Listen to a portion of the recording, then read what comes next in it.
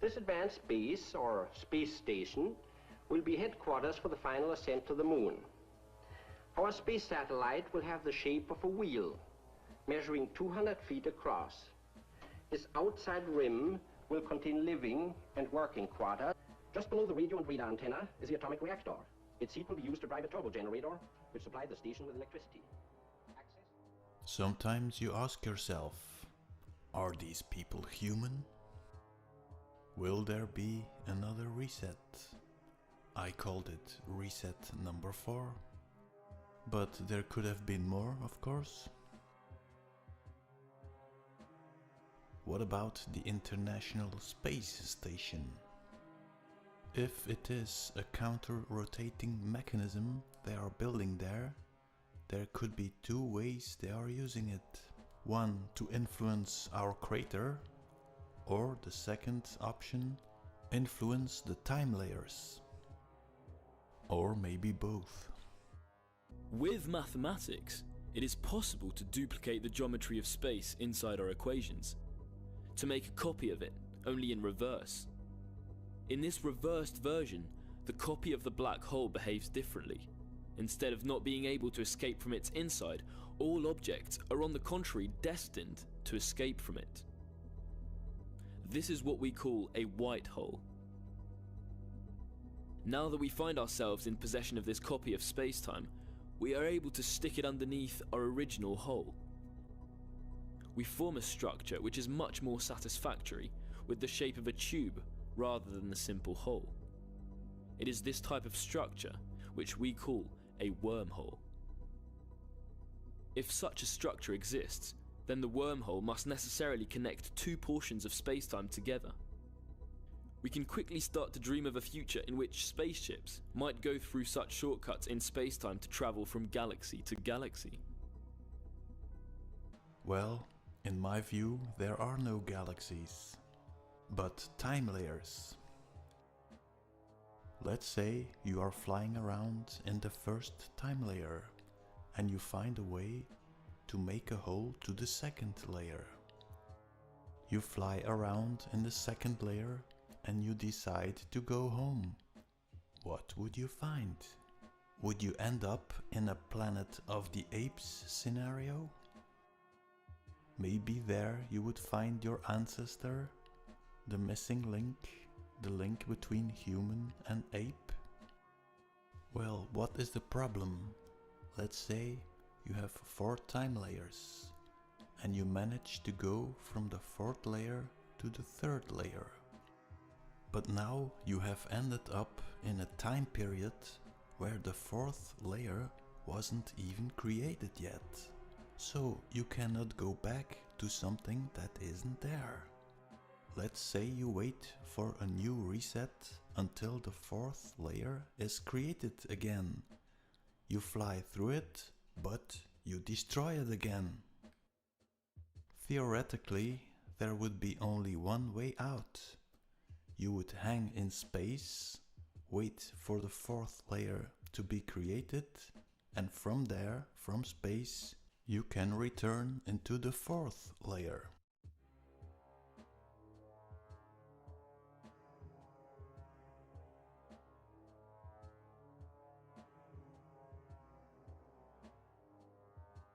Let's say that humanity in the future decided to go into the past. Would they have landed on the Planet of the Apes?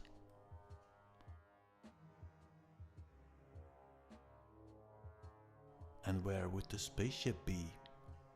Well, I know where it is. And I know the period they landed. Looking at the size of the pilot, it must have been prehistory.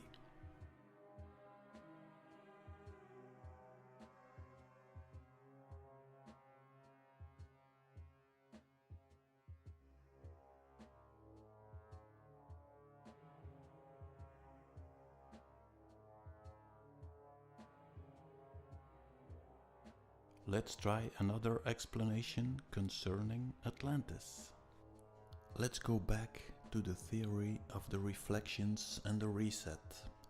So as you noticed, the mirror image is always coming closer to the Earth.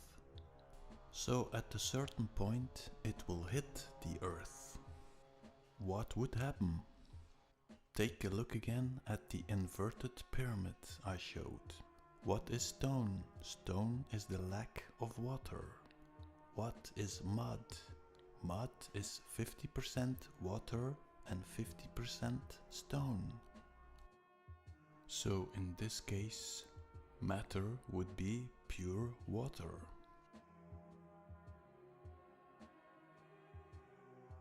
Let's say when the last image hits the Earth, everything changes into water. This could be the Big Bang, the first sound wave, repeating itself over and over again like an echo, creating, destroying, creating, destroying. Let's say history repeats itself. Humanity colonizes the bigger Earth. Center of the sculpture is Saturn or Atlantis. But in this period, the last reflection is about to hit Earth and change everything into water. No place to escape, except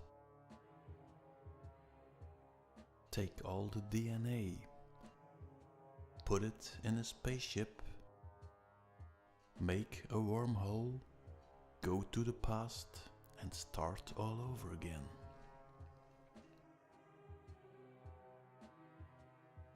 Okay, but what about God? Wasn't it God who gave the order to build the Ark? What is the mastermind behind all this? Let's say you are walking on a timeline. You put down a book, you start walking again, faster and faster, you stop, you want to take the book, but it's no longer there. You look in the mirror, but nobody's there. You look at your hands, but they are disappearing. All that's left is a screen, and even that is disappearing. This state of being, without an observer, I would call the Fa. The void, when you are pure energy. Now let's have the second player, the reflector. Let's say the Fa and the reflector come together. Now the Fa becomes the engine of the reflector. This, of course, is the atom. Now the void is seeing its reflection in the mirror.